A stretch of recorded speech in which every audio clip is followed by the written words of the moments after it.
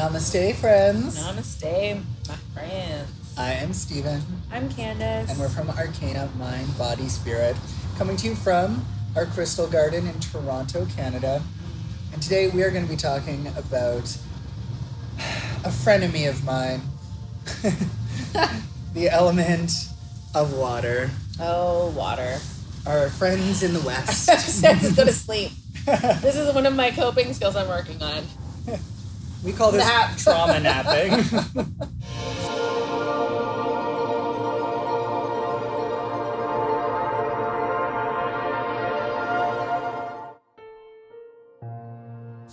In the West is where healing takes place. This is where the tears live. It's where the sunset takes place. But it's also where abundance and prosperity traditionally are housed too. So there's a lot of really great gifts in the West. Often because of the link between prosperity and healing in the West, a lot of people say that when you heal is when you experience some of your greatest gifts of abundance, which totally tracks for me. So let's talk about some healing, shall we? Let's dive into some of the tears. Let's talk about your hardest emotional night of 2020. What did that look like? She's going to kill me on camera. She didn't know I was going to ask that. What? Your hardest emotional night of 2020. I think because everything was just so stagnant and not moving, it's hard to pick like one night or one moment where it all hit me. I think there was several just kind of like beats of feeling kind of like not good. I think coming to the realization that I wasn't going to have a graduation ceremony was really hard for me. No one in my family has gotten a degree. I know my sister has gotten different forms of education specific to her job, which is amazing. But no one's walked across the stage in their cap and gown and gotten a diploma and honors and done these things. And I really, really, really wanted my parents to see it. My parents are in their 70s, and I just worked so hard, and they were a huge support, and I would not have been able to do it without them. And I really wanted them to see that and I wanted to, I don't know, have some weight in what I did, I guess. I know we shouldn't look for external validation, but I think it was more than that for me. Yeah. You know, and I didn't get that, and I started to kind of feel, and it wasn't just like one night of like, oh my God, I'm not, like the day I found out, it wasn't like that. It was just like over time realizing, coming to this conclusion that it's almost as if it didn't even happen. Yeah. But it happened to me, so it was very real. In the last 4 years have been very real. And it was very easy for it to mean nothing to people that were around me. Very grateful for all the people who did mean something too. And I have a lot of people who did make a point of trying to celebrate in COVID, doing Zoom calls. When we were opening our bubbles to our people, I did have chances to celebrate with some friends, but it just wasn't the same. It wasn't what it's not that crossing the stage with like, I really wanted that, you know, like that was one of the images, that was one of the experiences, like just, I really want to have that experience. I just got to get through this. I got to do it. Like, don't quit now. Don't do what you've always done. Have like, that is waiting for you at the end of this. And like, and it just was like, no, sorry. And I waited, and then it was like, actually, we're just going to move on. I don't think anyone's going to get that. Even the year after you who's graduating isn't going to get that either. It sucks. I think that, and then just like, piled on everything else that was a loss. Yeah. And acceptance. There was definitely some hard times, but I feel like that was really shit, and then it's just really easy to spiral into all the things that you aren't having and you don't have. Even as like an even-keeled, emotionally stable, if you're like totally fine, whatever that looks like these days, but even if you were, last year was a very challenging year. matter what. So add any types of stress or emotional issues or trauma or... And I also lost my community, like my community of fellow like parents that we had been relying on each other for you know, just our daughters were good friends. Everyone moved away. Like my people that I had actually connected with, who are still important parts of my life that I still love very, very much, and who are still there for me and my daughter, but not as down the street. You know, it's not like I'm alone doing this thing, and if I need a break, to know that like I have another family with a child who's my daughter's like close friends, and they can call me and I can call them, and we can like bounce back and forth and give each other, support each other. They're hours away now at this point, and it's just I felt like I had lost all of the things that I had built so quickly, and lost all the things I was hoping for as well. So there were not just one night. There was many. There were afternoons. There were mornings. There were nights. There were hours, days. There was a lot of downs, a lot of feeling like shit, and a lot of like not coping. 100%. Cheers to that and your graduation. If we should host an Arcana graduation for the lovely Candace, are all the people who graduated in this year, you know, like there's a lot of people who missed out on that walking the stage. I mean, of all ages, like of all different types of like I was thinking about in my line of work, there's a lot of people who got their like Canadian residencies and permits, and like they didn't get to have their ceremonies of becoming like getting their PR, and like there's just so many of these little ceremonies that were put on hold. Not even put on hold, put away, filed away, just disappeared. Yeah. What about you? So what was your hardest? Do you have a hardest like actual day, night experience where you were at your...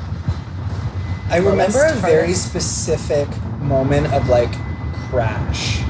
And it's not necessarily that I didn't get hyper emotional, but I remember realizing that I needed to stop hoping that COVID was just going to disappear. Yeah.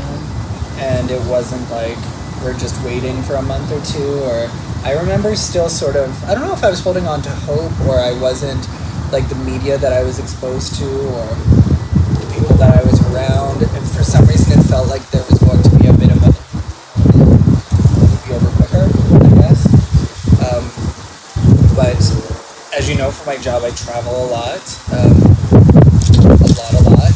And when COVID, and it's one of my favorite parts of my job, I should say, and it's one of the things that, with the clients that I work with, it's where I see people grow the most. And it's sort of, as a teacher, as a coach, when you watch people grow and take these next steps, it reminds you of why you do what you do.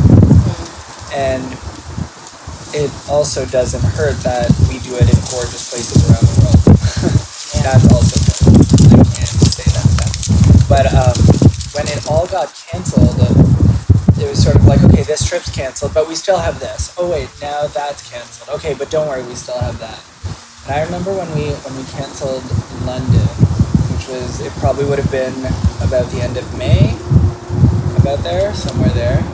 I remember just this moment, this like flash, and it was like, okay, so Greece is off, and Japan is off, like this year is right off. This, it's not, like this is going to keep going. And there's a part of me who still feels that, like, even in our current situation of the pandemic, we're not out of the woods. We're not, I feel like the amount of healing, though, and self-awareness, let's say, and like listening to yourself and reacting to your own trauma a little bit and acknowledging these feelings as trauma as well, and losses, and like not just being like, oh, it's fine, like actually listening to your emotions, one of these things has sort of given more perspective that even if this thing goes on for a lot longer, that perspective has shifted already. So it's like, okay, there are other things than the things you lost. And we're back, sorry, a little bit emotional there.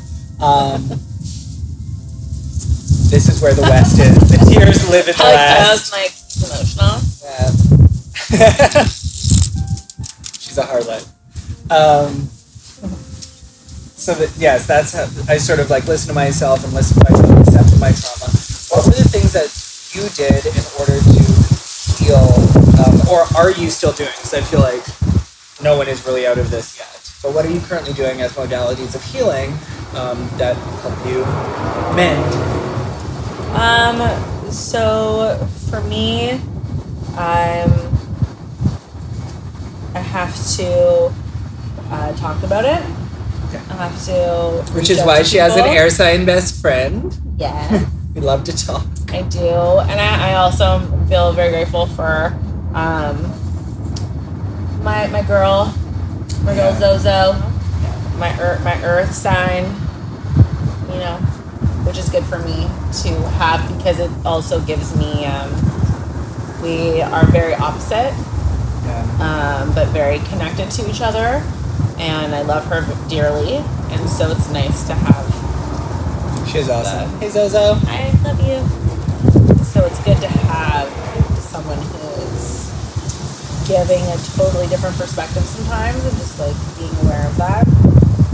And I think it's important for me, again, thinking about like past trauma and coping skills that do not serve me and I know that do not serve me.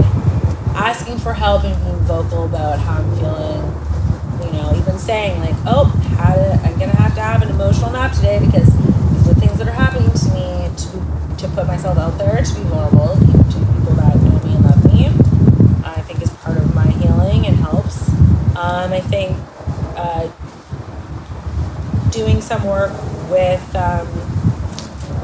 some people some professionals who I respect and who I think have something that resonate with me, I think has been really good. I've been on my 40 days of claiming your power with Master Kim, so that has been really good. Yeah. Check that out, guys. There's some really amazing. Really, really amazing. Especially for those who have any trauma or that victim mind frame and like just there's no shaming. There is just like accepting and understanding why you used what you used to cope and how you got to this place and how to just change it and rearrange it and move forward with love and like a nice hand, not like shame or like trying to forget or just like making these outrageous things and hopeless dreams that are trusting why you are the way you are. So I think those things have been really healing for me. Doing more work with being grateful, doing more work with spirituality, doing more work with our ritual. I would say like all of our holistic practice this year has been like a saving grace. We were every single Friday, steady flow with not necessarily for our Arcana, but just for us. Yeah, for our personal. For us. It was almost like every Friday. It was almost like almost every Friday it was high ceremony. We were doing every Friday. Yeah. Not almost. Every Friday you came over. And the times where it wasn't like high ceremony, it was still like what most people would consider ritual. Like we're doing like 4 hours of healing. Yeah. We're used to 8 hours of ceremony for those of you. So 4 hours is a light lunch for us. 4 hours is like, what time is it? Do we have time for more? Yeah. Let's pull some cards. Yeah. Right. But we did a lot of work with energy healing with each other. We've done a lot of crystal work this year. That's been really, really helpful. And then in the last few months, we've started doing more somatics with some sound healing and energy work that way. Yeah. So, and we can't wait to share a lot of it with you guys next year for Conscious CoCreation. We're super excited about that. There is going to be a lot of different modalities that we're going to be looking into to help you manifest. And when we do say manifest, we have to understand that one of the steps of manifesting is healing. So we're going to be addressing it, those wounds, those places inside us that need a little attention, let's say. And gratitude. Gratitude is the first step of all manifestation. Yeah. It's the first one. Step number 1. Start with gratitude. I think it was like one of the first things I was missing, actually.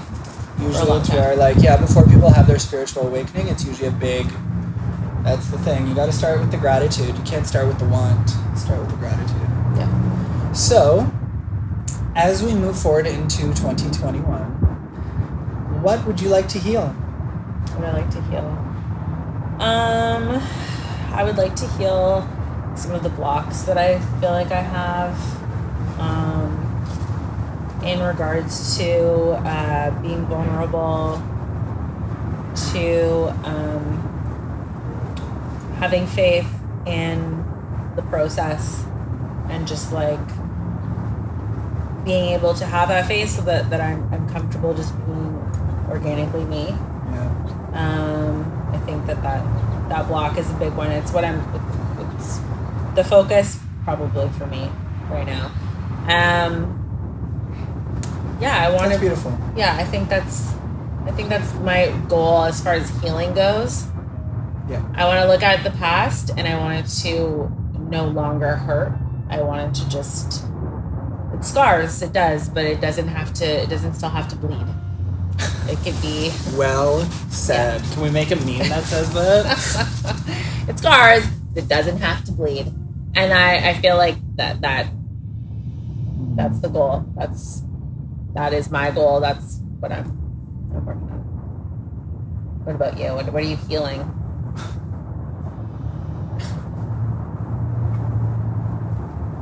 I feel like I kind of know the answer to this, but tell our friends, tell our community. I'm working on ancestral work next year for healing. I'm working on my root systems, on my family, acceptance, and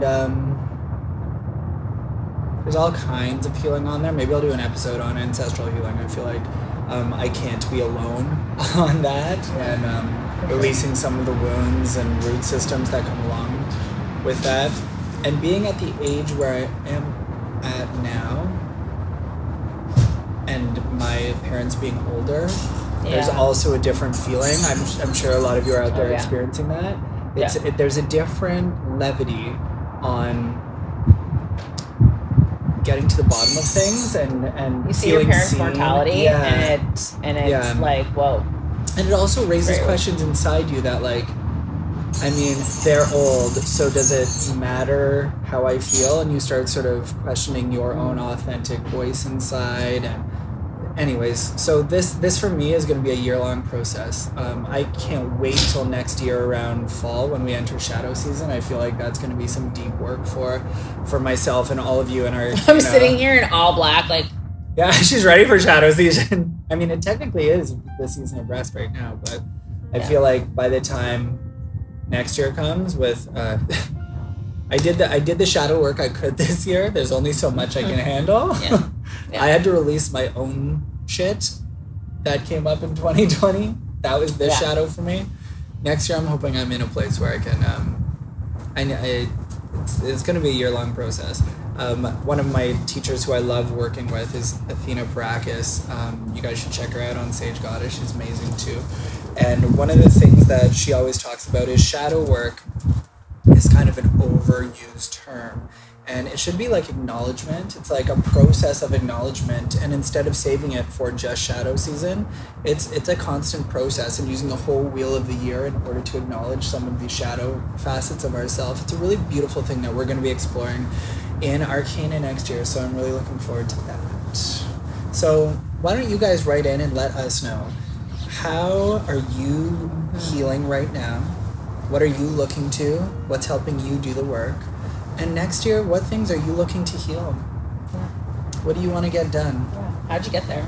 Yeah. I want to know. Let's talk about it. Usually when in shadow work, acknowledging, talking about it, stating, facing the demon, like these are some of the first ways to start regarding your own shadow work and doing that conscious activation of your highest self. So I'm really looking forward to that portion of next year. I think that's going to be a big game changer.